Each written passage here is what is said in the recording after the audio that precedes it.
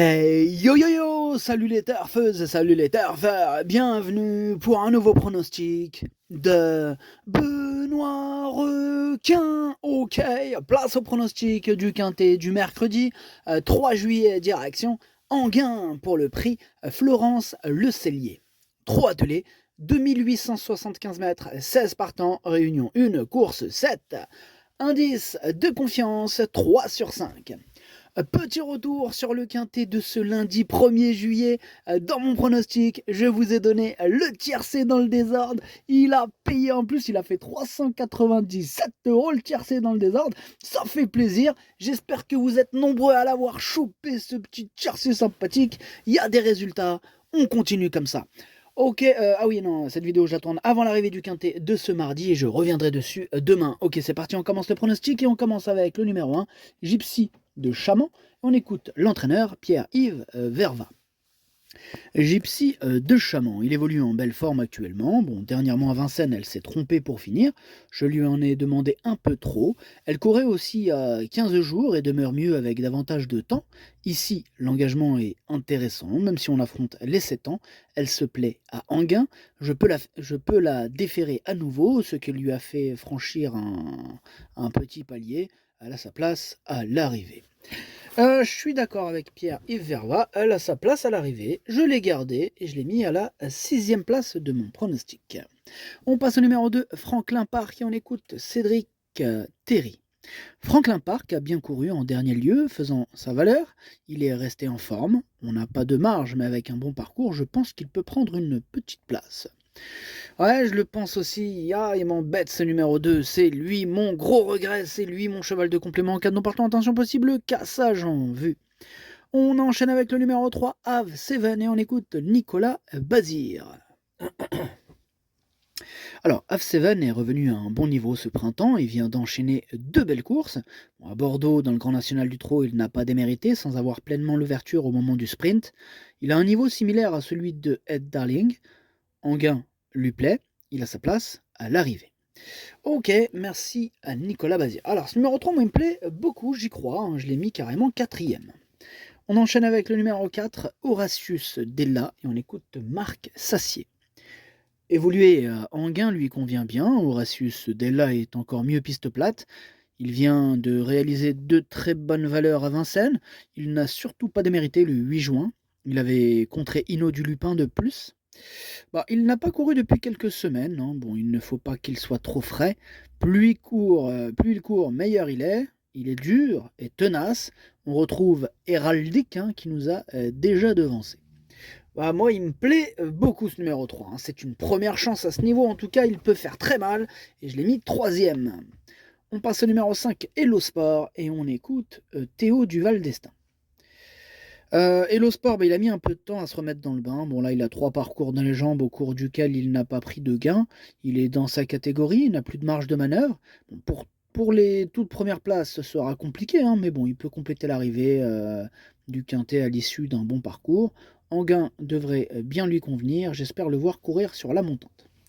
Ouais, il lui faudra le bon parcours, hein, mais auquel cas, il peut largement terminer à l'arrivée de ce quintet. Moi, je l'ai gardé, mais en fin de combinaison.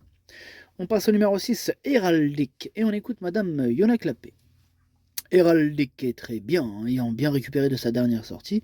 Il est prêt, tous les feux sont au vert. Je crains la très longue ligne droite, hein, où des pisteurs peuvent le surprendre. Il y a Ed Darling et Horatius Della à redouter, mais c'est un bon engagement et sa place est dans les 3 premiers. Il ne déçoit jamais. Il repousse à chaque fois ses limites qu'on ne connaît pas.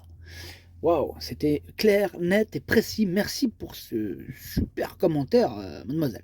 Alors, ce numéro 6, c'est évidemment lui mon préféré, hein. Il a les moyens de tous les battre. On ne connaît pas ses limites, mais on sent que... c'est pas où est-ce que ça va s'arrêter, mais vraiment, il est vraiment à suivre, cet héraldique. Vraiment, je l'ai mis en tête. On passe au numéro 7, Dacero, et on n'aura pas les commentaires de l'entraîneur, hein, c'est Patrick Gérard Cavé, hein, qui est parti pêcher tout seul, amuse-toi bien tout seul. Bah, moi ce numéro 7, hein, je l'ai pas retenu. On passe au numéro 8, Hold Up du Dijon, et on écoute Paul-Philippe Ploquin. Bah, Hold Up du Dijon, il a très bien tenu sa partie à Bordeaux dans le GNT, hein, le Grand National du Trot si vous préférez. J'ai attendu volontairement la fin du tournant final hein, pour le lancer.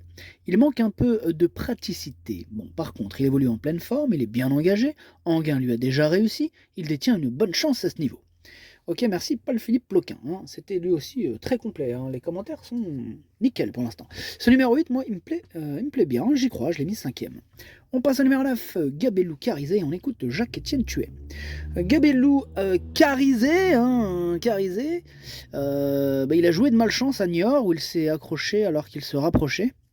Il avait montré sa forme précédemment en province.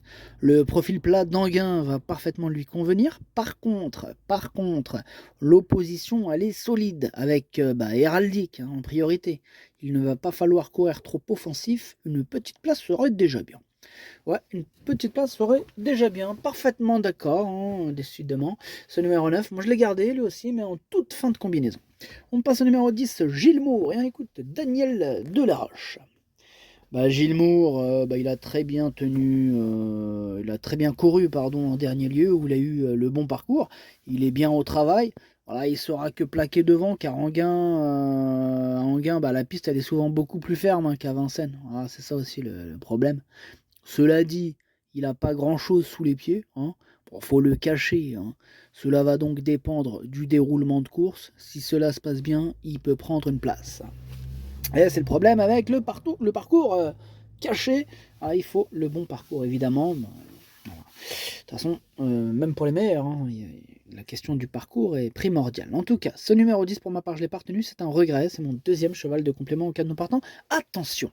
On passe au numéro 11, Gasoline du Seu, et on écoute Cyril Travers. Gasoline du Seu, elle est revenue en belle forme hein, ce printemps après un passage à vide. Dernièrement à Vincennes, elle n'a pu pleinement s'exprimer un instant, sans quoi elle aurait pu faire un peu mieux. Revenir piste plate est un atout. Anguin lui convient très bien. Elle est barrée par 2 ou 3 chevaux, mais elle peut se glisser en fin de combinaison. Pareil, ce numéro 9, lui non plus, je l'ai pas retenu. Par contre, c'est lui le chef et le capitaine hein, de ma petite liste des possibles casseurs de tickets repérés. Attention. On passe au numéro 12, Fuego du Mortier. On écoute Jonathan Van Merbeek. Fuego du Mortier, il se plaît davantage sur les profils plats. Aussi, Anguin sera parfait pour lui. Par contre, face aux plus jeunes, la tâche, elle se complique forcément. Hein. Il ne détient pas de marge de manœuvre à ce niveau, comme ça on est clair.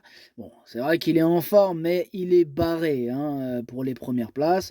Maintenant, s'il accroche une petite allocation, il aura rempli son contrat. Merci Jonathan Van Merbeek. Ce numéro 12 pour ma part, je ne l'ai pas retenu. On passe au numéro 13, Jinko du Roussoir, et on écoute, j'allais dire Jinko, non, on écoute Charles Dreux. Écoutez, Jinko du Roussoir, il s'est retrouvé un peu loin dans le parcours lors de sa dernière sortie. C'est désormais la tactique hein, qu'on va adopter avec lui. Courir à l'économie et venir dans les 700 derniers mètres si possible. Il y a plusieurs chevaux hein, capables de faire du rythme dans le parcours.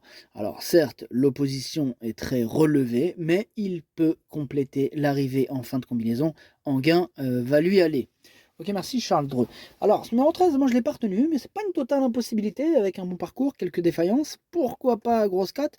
Voilà, mais moi ce numéro 13, pour ma part, je ne l'ai pas retenu, il est en plein milieu de ma petite liste des possibles troubles faits. On enchaîne avec le numéro 14, Echiano, et on écoute David Alexandre.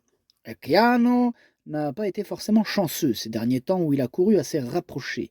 Cela dit, sa dernière prestation où il rendait 25 mètres est bonne, hein. C'est un bel engagement sur une piste où il a déjà gagné. Bon, c'est toujours mieux quand il peut être caché. Il a sa place dans le quintet. Décidément, ils s'excitent vers la fin, les entraîneurs. Hein. Ils nous mettent le doute, là. Oh, oui, ils nous mettent le doute parce que je ne l'ai pas retenu, ce numéro 14. Il est à l'arrière de ma petite liste des possibles troubles faits. Attention. On passe au numéro 15, Fightful, et on écoute Philippe Burel. Bonjour, monsieur Burel. Écoutez, bonjour. On l'a repris il y a 2 mois. Là. Fightful, il va finir sa saison de monte. Il va avoir besoin de courir, hein, il restera ferré, sans vraiment d'artifice. Il a un autre engagement dans une semaine, toujours à Anguin, sur 2150 mètres. Ok, mais est-ce que... Il est parti. Philippe? Mais non. Ouais, mais il nous laisse comme ça, je sais pas. Il s'est barré, le mec. Je sais pas, il aurait pu... ok, il est ferré, tout ça, mais tu peux nous dire, vous pouvez l'écarter, ou je sais pas. Oh, les gens, ils te font des demi-commentaires. Alors, tout à l'heure, j'étais d'accord avec les commentaires des autres, mais lui, là, il m'a un petit peu surpris. Sous prétexte qu'il a livré quelques infos, il ne termine pas ses phrases. Non mais je rêve quoi. Enfin bref, Philippe Beurel. Ouais, c'est ça. Enfin bref, ce numéro 15 pour ma part, je ne le retiens pas. Et on termine avec le numéro 16, Eddie Darling, et on écoute Nicolas Bazir. Eddie Darling a été préparé pour cet engagement. Lors de sa prestation dans le prix du Quercy, il a très bien tenu sa partie à la 2e place. Il paraît être dans les mêmes dispositions. C'est une première chance s'il confirme cette valeur. En tout cas, il aura de solides ambitions. Bien, merci. En tout cas, ce numéro 16, évidemment, c'est une première chance. Il peut faire très très mal, il peut même gagner avec le bon parcours. Attention, ce numéro 16, moi je l'ai mis 2e. Le pronostic, ça donne 6, 16, 4, 3, 8, As, 5, 9. Merci d'avoir suivi cette vidéo. N'hésitez pas à mettre un pouce bleu si la vidéo vous a plu. Pour accéder à tous mes tickets pour la course du Quintet, rendez-vous directement en description de la vidéo. À jouer avec modération. Bonne chance. Chopez-le moi. Ciao.